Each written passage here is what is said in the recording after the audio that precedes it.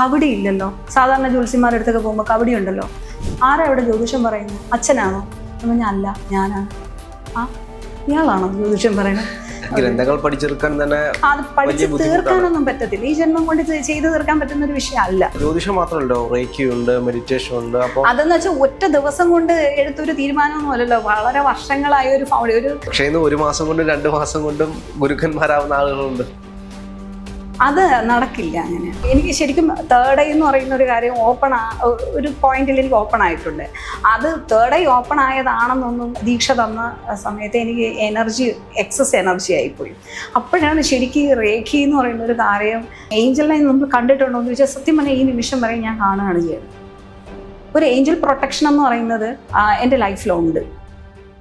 നമ്മൊരു content creator എന്ന നിലയിൽ ഇപ്പോൾ ജ്യോതിഷം പോലുള്ള ഒരു പ്രാചീന കാലം തൊട്ട് ഒരുപാട് പഴയ തലമുറകൾ കൈകാര്യം ചെയ്തു വന്നിരുന്ന വിഷയം ഇന്ന് ഓൺലൈനിലൂടെ ആളുകളിലേക്ക് എത്തിക്കുമ്പോൾ നേരിടുന്ന വെല്ലുവിളികൾ എന്തൊക്കെയാണ്? കാരണം ഈ ജ്യോതിഷമൊക്കെ നമുക്ക് അങ്ങനെ പറയാൻ കഴിയുന്നതല്ലല്ലോ. പലപ്പോഴും ഒരു ജ്യോതിഷന്റെ അടുത്ത് പോയി ഇരുന്ന് കേട്ട് അങ്ങനെ പോകുന്നതല്ലേ. അപ്പോൾ ഇതിനകത്ത് നേരിടുന്ന വെല്ലുവിളികൾ എന്തൊക്കെയാണ്?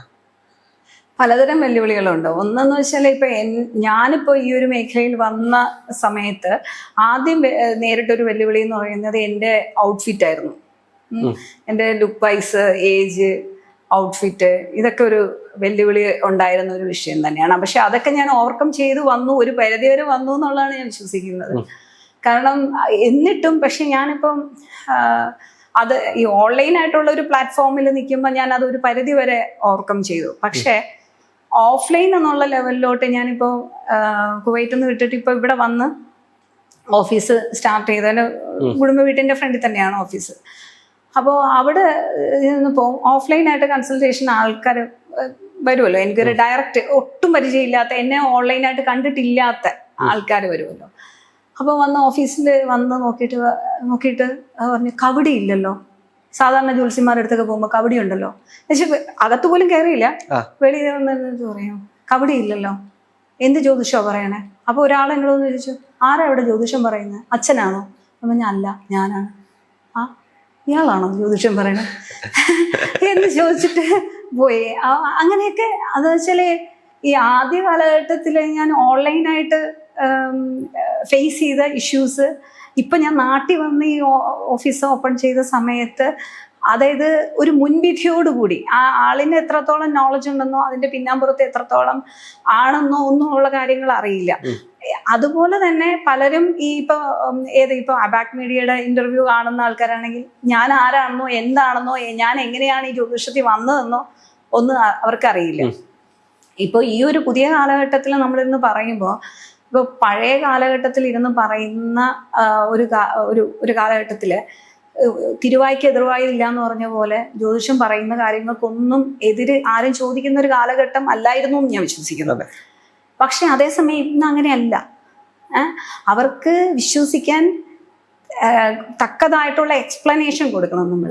അതുകൊണ്ടാണ് ചിലർ അതിങ്ങനെ പഴയ ട്രഡീഷണൽ ആസ്ട്രോളജി കണ്ടുവന്ന് ശീലിച്ച ആൾക്കാർ ഫലം പറഞ്ഞാൽ പോരെ, എന്തിനാ അവിടെ അത് നിൽക്കുന്നു, വ്യാഴം ഇവിടെ നിൽക്കുന്നു, ശനി ഇവിടെ നിൽക്കുന്നു എന്നൊക്കെ പറയുന്നത് എന്ന് ചോദിക്കും. പക്ഷേ ഞാനത് പറയാൻ ബാധ്യസ്ഥയാണ്. കാരണം എന്തുകൊണ്ടെന്ന് വെച്ചാൽ ഇത് കാണുന്ന പല ടൈപ്പ് ആൾക്കാരാണ്. ഞാൻ എന്തിനാണ് ഇത് പറയുന്നത് എന്ന് അതായത് അതിനെ വ്യക്തമായി ഇപ്പോൾ ജ്യോതിഷത്തിൽ വളരെ വെൽ എക്സ്പീരിയൻസ്ഡ് ആയിട്ടുള്ള ഒരുപാട് സീനിയർ മോസ്റ്റ് ആയിട്ടുള്ള ആൾക്കാർ തുടങ്ങി ഒന്നും അറിഞ്ഞിടാത്ത ആൾക്കാർ വരെ കാണും, ഇല്ലേ? അപ്പോൾ ഞാൻ ഇന്ന കാരണങ്ങൾ കൊണ്ടാണ് ഞാൻ ഇത് പറയുന്നത്. ഇപ്പോൾ ഫോർ എക്സാമ്പിൾ ഇപ്പോൾ 9 വ്യാഴം നിൽക്കുമ്പോൾ ഞാൻ പറയണ വീട് വെക്കാൻ യോഗമുണ്ട്. 9 വ്യാഴം നിൽക്കുമ്പോൾ വീട് വെക്കാൻ യോഗമുണ്ടോ? ചതുർഭൂമികം തദ്ഗ്രഹം തസ്യ ഭൂമി എന്ന് പറയുന്നു. എന്നുള്ളതുകൊണ്ട് അവിടെ 4 വീട് ഒക്കെ വെക്കാനുള്ള യോഗമാണ് 9 വ്യാഴം നിൽക്കുമ്പോൾ. 4 വീടിന്റെ ഭാവം, 4 അസറ്റുകളുടെ ഭാവം. തിരിച്ചൊരു ചോദ്യം ചോദിച്ചാൽ നമ്മളത് പറയാൻ ബാധ്യസ്ഥയാണ്, ഇല്ലേ? അപ്പം ഇങ്ങനെയുള്ള എക്സ്പ്ലനേഷൻസ് അല്ലെങ്കിൽ ചിലപ്പോൾ പ്രമാണ ശ്ലോകത്തിന്റെ ചില ഭാഗങ്ങൾ നമ്മൾ എടുത്ത് പറയേണ്ടി വരും. അത് മാത്രമല്ല, ഇപ്പോ ഇത് പഠിച്ചിട്ട് വരുന്ന ആളുകളുണ്ട്. ഇന്ന് യൂട്യൂബ് ഇഷ്ടംപോലെ വീഡിയോസ് അവൈലബിൾ ആയതുകൊണ്ട് ജ്യോതിഷം ഓൺലൈനിലൂടെ പഠിക്കുന്ന ആളുകളുണ്ട്. കുറച്ചൊക്കെ പഠിച്ചപ്പോ ഇന്നത് വന്നു കഴിഞ്ഞാൽ ഇന്നതാണ്. അപ്പൊ ഒരാളുടെ അടുത്തേക്ക് വരുമ്പോ നിങ്ങൾ പറയാണ് ഇന്നത്. അപ്പൊ അങ്ങനെയല്ലല്ലോ, ഇങ്ങനെയല്ലേ വരുന്നേ എന്ന് ചോദിക്കുന്ന ഒരുപാട് ആളുകളില്ലേ? ഉണ്ട്. അത് ഇപ്പൊ ഒരു 2 ദിവസത്തിന് മുമ്പ് തന്നെ ഒരു 3-4 തവണ എനിക്ക് കൺസൾട്ടേഷൻ എടുത്ത ആളാണ്. അപ്പൊ എന്നോട് ചോദിക്കുകയാണ്, മാഡം പണ്ട് വിദേശത്തല്ലായിരുന്നു, ഇപ്പോൾ ഇവിടെ നാട്ടിൽ ജ്യോതിഷം പറയണം. മാഡത്തിൻ്റെ ഒരു ഇഷ്ടം കൊണ്ട് വെറുതെ പറയുന്നതാണോ, എന്തുകൊണ്ടാണ് മാഡം പറയുന്നത് ഇങ്ങനെ എന്നോട് ചോദിച്ചു. ഞാൻ പറഞ്ഞു, ചേടാ ഈ 3 തവണ കൺസൾട്ടേഷൻ എടുത്ത ആൾ ഞാൻ എന്താണെന്ന് പോലും അറിയാൻ പാടില്ലാതെയാണോ എടുത്തത്. അപ്പോൾ ഞാനും കുറേ ജ്യോതിഷം പഠിച്ചിട്ടുള്ള ആളാണ് എന്ന് പുള്ളി പറയാം. ഞാൻ എങ്ങനെയാണ് പഠിച്ചത്? അത് ഞാൻ ChatGPT നോക്കിയിട്ടും ജെമിനി നോക്കിയിട്ടും ഒക്കെ പഠിച്ചിട്ടുണ്ട് എന്ന് പറയുന്നത്. അപ്പോൾ ആൾക്കാർ വിചാരിക്കുന്നത് ചിലപ്പം ഞാൻ അങ്ങനെ ഒരു ലെവലിൽ നിന്ന് പോയതാണ് എന്ന്. അപ്പോൾ ഇവരോടെല്ലാം ഞാൻ എക്സ്പ്ലെയിൻ ചെയ്യേണ്ടി വരും പലരിടത്തും. ഇല്ല, ഞാൻ അങ്ങനെയല്ല. ഞാൻ ശരിക്കും ഇപ്പോഴും വീണ്ടും ഒന്നുകൂടെ പറയുന്നത്, ഞാൻ എന്തുകൊണ്ടാണ് ഈ ജ്യോതിഷ രംഗത്തോട്ട് വന്നത് എന്ന് പലരും ചിന്തിക്കും.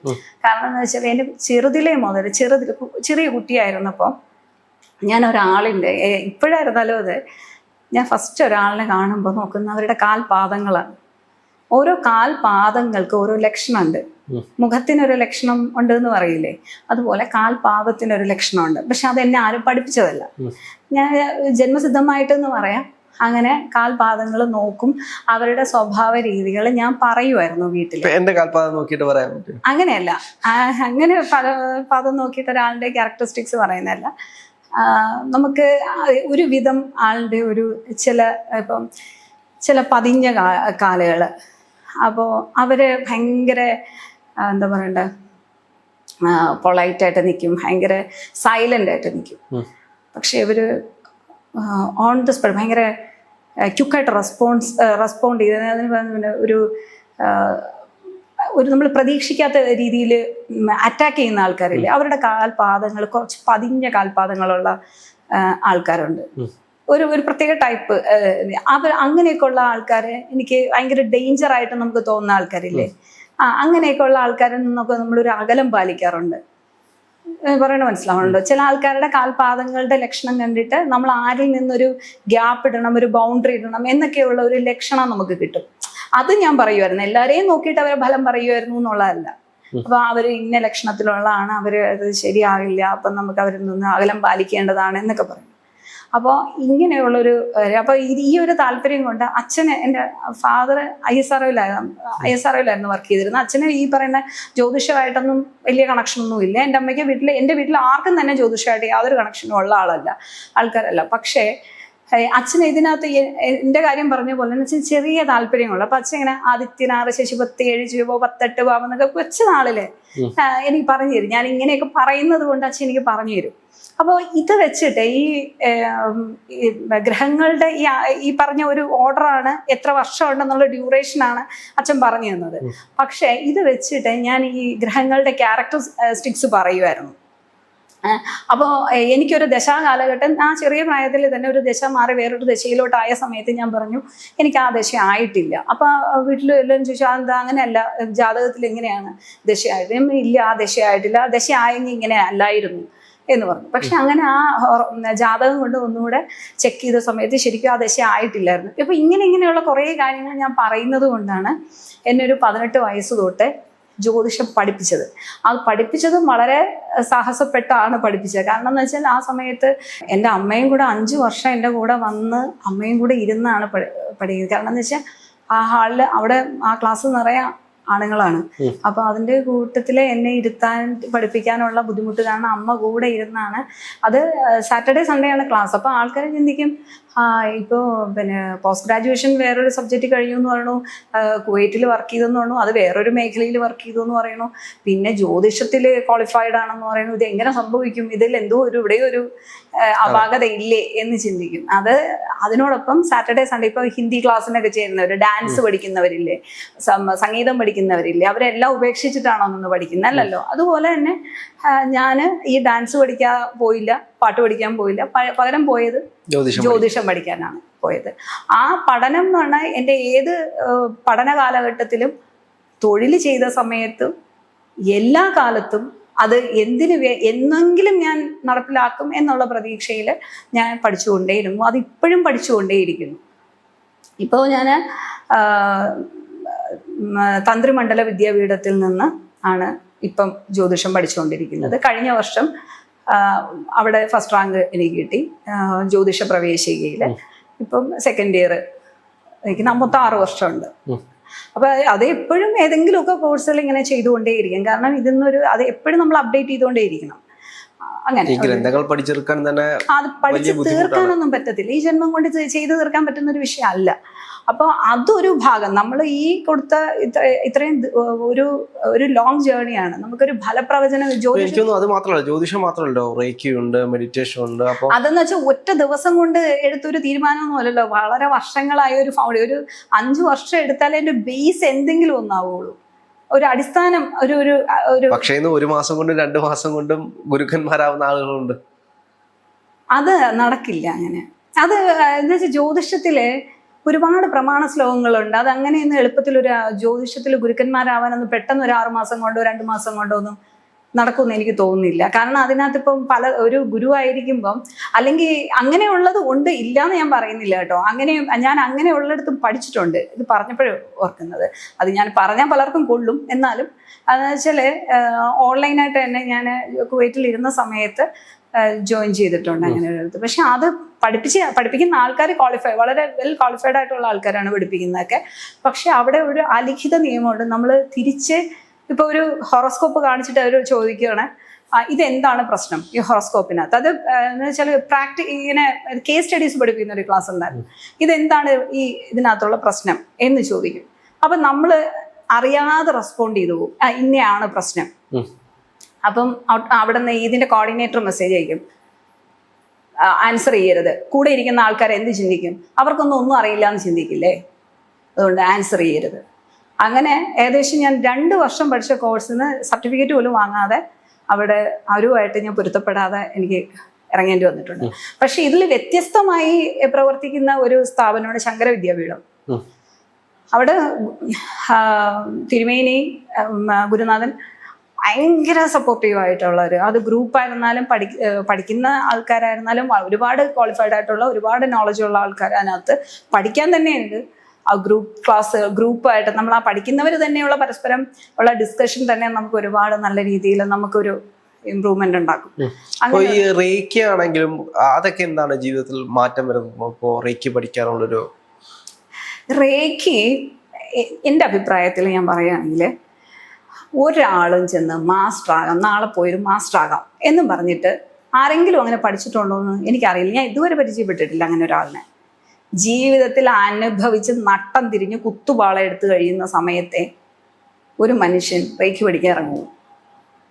ഞാൻ ഇതുപോലെ ആകെ നട്ടം തിരിഞ്ഞ് പ്രാർത്ഥന, മെഡിറ്റേഷനും ഇതെല്ലാ കാര്യങ്ങളെ സർവ്വതും പയറ്റി നോക്കിയിട്ടും എനിക്ക് തന്നെ ഈ ജ്യോതിഷം പ്രാക്ടീസ് ചെയ്യുന്ന എനിക്ക് തന്നെ രക്ഷയില്ലാതെ വന്ന സമയത്ത് എൻ്റെ മനസ്സ് എൻ്റെ കൺട്രോളിൽ നിൽക്കണ്ടേ, എൻ്റെ ഇമോഷൻസ് എൻ്റെ കൺട്രോളിൽ നിൽക്കണ്ടേ. കാരണം എൻ്റെ കൺട്രോളിലാണ് സാധനം. എനിക്ക് താങ്ങാൻ പറ്റുന്നതിനപ്പുറമുള്ള കുറേ വിഷയങ്ങൾ വന്നപ്പോൾ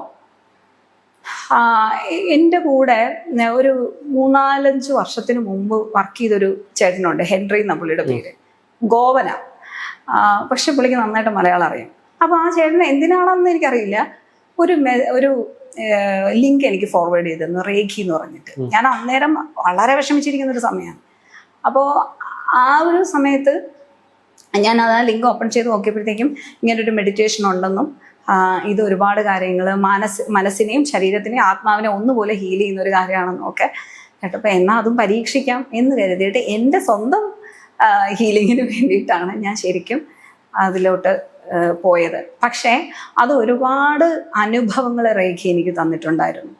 ഞാൻ ഒരു കാര്യവും ഒരു ഗുരുവിൻ്റെ അടുത്ത് നിർത്താറില്ല. അത് ജ്യോതിഷമായാലും ശരി, റേഖി ആയാലും ശരി, എന്താണെങ്കിലും. എനിക്ക് ഒരുപാട് ഗുരുക്കന്മാരുണ്ട് റേഖിയിൽ. അത് എനിക്ക് ഒരു കംപ്ലീറ്റ് അല്ല എന്ന് തോന്നുകയാണെങ്കിൽ ഞാൻ വേറെയും പോയി കോഴ്സ്, അതിൻ്റെ ഫീസ് എത്രയാണെന്ന് എന്നെ കൊണ്ട് കഴിയുന്നതാണെങ്കിൽ ഞാൻ ഫീസ് അടച്ച് അത് ജോയിൻ ചെയ്യാറുണ്ട്. ഇപ്പോഴും ഞാൻ ഒരു 6 മാസത്തെ റേക്കി കോഴ്സിനൊക്കെ ചേർന്നിട്ടുണ്ട്.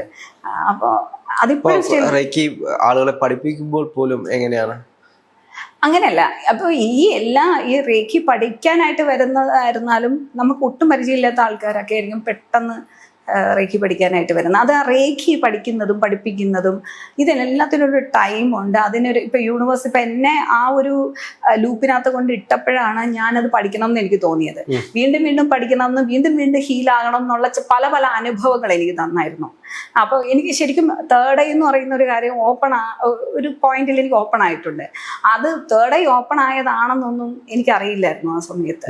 അതായത് ഞാൻ ഫസ്റ്റ് ആദ്യത്തെ ഒരു ക്യൂരിയോസിറ്റിയുടെ പുറത്തും ഇത് കൊണ്ട് എന്ത് സംഭവിക്കും എന്നുള്ള ഒരു രീതിയിലാണ് ആദ്യം ഞാൻ പഠിച്ചത്. അതൊരു നോർത്ത് ഇന്ത്യനാണ് എന്നെ പഠിപ്പിച്ചത്.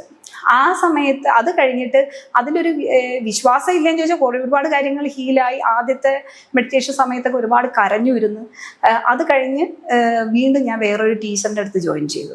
ആ ജോയിൻ ചെയ്ത് അവരെ ദീക്ഷ തന്ന സമയത്ത് എനിക്ക് എക്സസ് എനർജി ആയിപ്പോയി. അപ്പോഴാണ് ശരിക്കും റേഖി എന്ന് പറയുന്ന ഒരു കാര്യം ഇത്രത്തോളം ശക്തമാണെന്നും അത് ഗ്രൗണ്ടിങ് എന്ന് പറയുന്ന ഒരു കാര്യത്തിന്റെ പ്രസക്തി എത്രത്തോളം ഉണ്ടെന്ന് ഞാൻ ആ ഒരു ദിവസത്തിലാണ് മനസ്സിലാക്കിയത്. ആ എക്സസ് ഊർജം ഞാൻ കളയാൻ ഗ്രൗണ്ടിങ് ചെയ്തപ്പോൾ ആ എക്സസ് ഊർജം ഒരു 20 മിനിറ്റ്സിനുള്ളിൽ എക്സസ് ഊർജം ഹീലായി. പിന്നെ ഞാൻ ബാക്ക് ടു നോർമലായി. എനിക്ക് ആ ദിവസം ഉറങ്ങാൻ പോലും പറ്റാതിരുന്നു. ആ ടീച്ചറാണ് എനിക്ക് ആദ്യം പറഞ്ഞു തന്നെ ഇത് എക്സസ് ഊർജം ആയാൽ ഗ്രൗണ്ടിങ് ചെയ്യണം എന്നുള്ള വിഷയം. ഇത് കഴിഞ്ഞ് ഒരു ദിവസം എനിക്കിങ്ങനെ തോന്നുകയാണ്, ഒരു ജനലിൽ കൂടെ ആരോ പുറത്ത് ചാടുകയാണ്. അപ്പം ഞാൻ വിചാരിക്കുന്നു ഇനി ഞാനാണോ പുറത്ത് ചാടുന്നത്, ഇങ്ങനെ എനിക്ക് എൻ്റെ മൈൻഡിൽ പോവുകയാണ്. അപ്പോൾ ഞാൻ ഓഫീസിൽ ചെന്നിരുന്ന സമയത്ത് അവിടെ ഒരു ലേഡി സ്റ്റാഫേ ഉള്ളൂ. അപ്പോൾ എൻ്റെ ഫ്രണ്ട്, അപ്പോൾ പുള്ളിക്കാരത്തി എന്നോട് ചോദിച്ചു എന്താ സുനിത ഇങ്ങനെ ടെൻഷനായിരിക്കുന്നതെന്ന് ചോദിച്ചു. അപ്പോൾ ഞാൻ പറഞ്ഞു ഇങ്ങനെ എനിക്ക് രാവിലെ മുതലേ ഇങ്ങനെ തോന്നുകയാണ് ഒരാൾ ജനലിൽ കൂടെ പുറത്ത് ചാടുകയാണെന്ന്. അപ്പോൾ പറഞ്ഞു ചുമ്മാതെ, അത് വെറുതെ ടെൻഷൻ അടിക്കാതെ ചുമ്മാതെ തോന്നുന്നത്, ടെൻഷൻ അടിക്കരുതെന്ന് പറഞ്ഞു. ഞാനങ്ങനെ ഞാൻ കുറച്ച് നേരം അങ്ങനെ കഴിഞ്ഞപ്പോൾ എൻ്റെ അടുത്ത് ഒരാൾ വന്ന് പറയുകയാണ്, സുനിത അറിഞ്ഞായിരുന്നോ അവിടെ കുവൈറ്റിൽ ഒരു സ്ഥലം പറഞ്ഞിട്ട് പറയാം, അവിടെ കൂടെ ഒരു ലേഡി ജനലിൽ കൂടെ പുറത്ത് ചാടി. അതായത് യൂണിവേഴ്സുമായിട്ട് കമ്മ്യൂണിക്കേറ്റ് ചെയ്യാൻ പറ്റും എന്നുള്ള കാര്യം ഞാൻ മനസ്സിലാക്കിയ ഒരു പോയിന്റ് അതാണ്. ഒരാൾ ജനലിൽ കൂടെ പുറത്ത് ചാടും എന്ന് അതവരൊരു എനിക്കൊന്ന് 12 മണിയായപ്പോഴാണ് ഈ ന്യൂസ് നമ്മൾ അറിയുന്നത്. പക്ഷെ എനിക്ക് തോന്നിയത് എപ്പോഴാണ് രാവിലെയാണ്. ഒരാൾ ജനലിൽ കൂടെ ഇങ്ങനെ ഒരുപാട് അനുഭവങ്ങൾ എനിക്ക് വന്നപ്പോഴാണ് എനിക്ക് മനസ്സിലാവണം ഇങ്ങനെ ഒരു തേർഡ് ഐ ഓപ്പൺ ആവുന്നതെന്നൊക്കെ ഇവർ പറയുന്നതൊക്കെ ഇത് ഇങ്ങനെ ഇതുമായിട്ട് കണക്റ്റഡ് ആണെന്ന്. പിന്നെ ഞാൻ എൻ്റെ ജീവിതത്തിൽ ഒരുപാട് അനുഭവങ്ങൾ റേഖിയെ പറ്റി പറയുകയാണെങ്കിൽ ഒരുപാട് കണക്ട് ചെയ്ത് ഒരുപാട് അനുഭവങ്ങൾ പറയേണ്ടി വരും. അതായത് ഇപ്പം ഞാൻ ലാസ്റ്റ് കുവൈറ്റിൽ നിന്ന് നാട്ടിൽ വരുന്ന പോയിന്റ് വരെയും എനിക്ക് റേഖി ഒരുപാട് ഹെൽപ്പ് ചെയ്തിട്ടുണ്ട്. ആ സമയത്ത് ഞാൻ ലാസ്റ്റ് വരുന്ന ടൈമിൽ ഞാൻ ഈ ഇഗ്നോയുടെ ഒരു എക്സാമിനേഷൻ എഴുതാൻ വേണ്ടിയിട്ടാണ് നാട്ടിൽ വരുന്നത്. അപ്പോൾ ആ ടൈമിൽ തന്നെ എനിക്ക് ഖുറൂജ് വിസ എന്ന് പറയും. ഖുറൂജ് വിസ അടിച്ചു കഴിഞ്ഞാൽ നമുക്ക് നാട്ടിലോട്ട് വരാൻ പറ്റും. മദർ കൺട്രിയിലോട്ട് വന്നു കഴിഞ്ഞാൽ നമുക്ക് പിന്നെ തിരിച്ച് കയറി പോകാൻ പറ്റത്തില്ല. പുതിയ വിസ വന്നാലേ പോകാൻ പറ്റുള്ളൂ. അപ്പോൾ ഖുറൂജ് വിസ അടിക്കുകയുള്ളൂ. അതുമല്ല സാലറി ക്രെഡിറ്റ് ആയിട്ടില്ല. അപ്പോൾ ഇങ്ങനെ കുറേ പ്രശ്നങ്ങളിലാണ് ഞാൻ നിൽക്കുന്നത്. എന്നാൽ ഞാനൊരു ദിവസം നോക്കിയപ്പോൾ എൻ്റെ ഫ്രണ്ടിലൊരു പേപ്പർ വരികയാണ്. എനിക്ക് ട്രാൻസ്ഫർ പേപ്പറാണ്. അപ്പോൾ ഞാൻ എങ്ങനെ ചോദിച്ചു, അപ്പോൾ എൻ്റെ കോർഡിനേറ്ററിനോട് ചോദിച്ചു എന്തിനാണ് എന്നെ ട്രാൻസ്ഫർ ചെയ്യുന്നത് പെട്ടെന്ന് ചോദിച്ചു. പറഞ്ഞു അതൊരു ഇൻറ്റേർണൽ അഡ്ജസ്റ്റ്മെൻ്റ് ആണ്, അതൊരു കോസ്റ്റ് കട്ടിങ്ങിൻ്റെ ഭാഗമായിട്ടുള്ള ഒരു ഇൻറ്റേർണൽ അഡ്ജസ്റ്റ്മെൻ്റ് ആണെന്ന് പറഞ്ഞു. അന്ന് വൈകിട്ട് ഞാൻ അറിയണം അവിടെ സ്ട്രൈക്ക് നടക്കണം. എന്നെ ട്രാൻസ്ഫർ ചെയ്ത അവിടെ സ്ട്രൈക്ക് നടക്കുന്നു എന്നറിയണം. കാരണം സാലറി ക്രെഡിറ്റ് ആവാത്തതുകൊണ്ട്. വൈകിട്ട് ആയപ്പോഴേക്കും എൻ്റെ സാലറി ക്രെഡിറ്റ് ആയി. ഏത് പ്രൊജക്റ്റിലാണ് എന്നെ ട്രാൻസ്ഫർ ചെയ്ത പ്രൊജക്റ്റിൽ വേറെ ആർക്കും, ഞാൻ എൻ്റെ കൂടെ വർക്ക് ചെയ്യുന്ന ആർക്കും സാലറി ക്രെഡിറ്റ് ആയിട്ടില്ല, എനിക്ക് ക്രെഡിറ്റ് ആയി. അതുപോലെ ഖുറൂജ് വിസ അടിക്കാൻ പറ്റുള്ളൂ എന്ന് പറഞ്ഞ ആൾക്കാർ എൻ്റെ അടുത്ത് ഇവിടെ വരുന്ന ഡ്രൈവർ പറഞ്ഞു മാഡം ഒന്ന് റിഫ്രഷ് ചെയ്ത് നോക്കിയാൽ ചിലപ്പം വിസ അടിച്ചിട്ടുണ്ടാവും എന്ന്. ഞാൻ അങ്ങനെ മുൾമുനയിൽ നിൽക്കുക, എനിക്ക് പോയേ പറ്റൂ, എക്സാം അറ്റൻഡ് ചെയ്തേ പറ്റൂ. അപ്പോഴേക്കും ഞാൻ ഒന്ന് റിഫ്രഷ് ചെയ്ത് നോക്കുന്നു, എനിക്ക് വിസ അടിച്ചേക്കാണ് ഓൾറെഡി.